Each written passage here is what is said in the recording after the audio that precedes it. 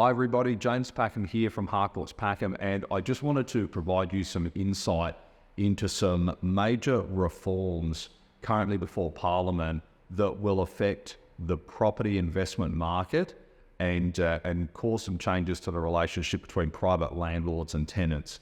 So first of all, it's proposed that tenants should have the rights to have pets at a property and that you shouldn't be able to discriminate against a prospective tenant because they've got pets.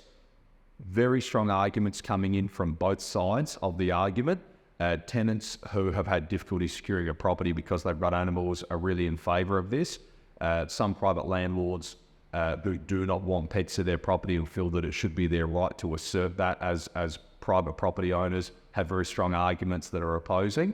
And it's also a little unknown exactly what will constitute a pet. Is it a dog, a cat, a goat, an alpaca, a lizard, a snake? So that one's going to be really interesting to watch. Interstate, they have already affected that change in some states. Secondly, they're banning rent bidding, which is where a tenant will arrive at an open inspection for a property asking $550 a week, and the tenant will simply say, look, I'll give you $570, or even worse, the property manager encourages them to offer more than it's being advertised for. They want to stop that out because they feel that's unfair practice. Third one, which is a very contentious one again, is they're trying to cease no grounds evictions. Now, we're not talking about removing somebody from a property during their rental agreement. We're talking about at the expiration of their agreed rental period. So they may have rented it for a year. That has now come to its natural end. And traditionally, the landlord would expect that they then at that juncture can do whatever they want. They could continue to rent it to that person or someone else.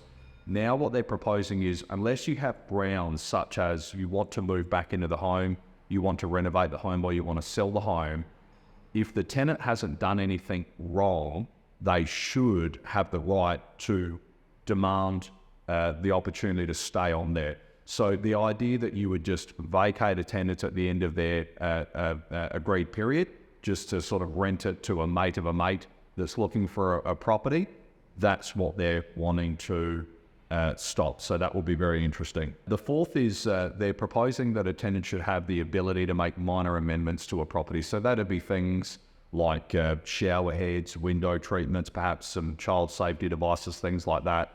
As long as they make good at the end, returning to the property to how it was in its original condition. Five, one that people are fairly comfortable with, they're increasing the notice period to end a tenancy from 28 days to 60. So people are reporting that if they put on notice that the tenancy will end in 28 days, that's not enough time to go out looking, find a new property and have it ready to move into within 28 days. Some risk of homelessness around that timeline. They're proposing to increase that to 60. Most people agree that that seems like a fair and reasonable change. The Sixth Amendment relates to what size bond can be taken by a landlord from a tenant. Now, traditionally, if a landlord was charging $250 a week or less, then the bond was capped at 4 weeks' rent. If the rent was more than $250 a week, they had the option that they could charge up to 6 weeks' rent as the bond.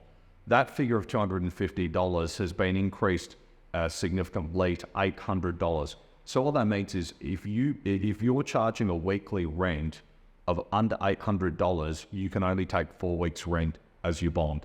Over $800 a week in rent, you can take up to 6 weeks' rent as a bond. So I know that this is going to be some topics that everyone's going to have an opinion on. I'm sure that there's going to be lots of interesting logic put forward on both sides of the argument.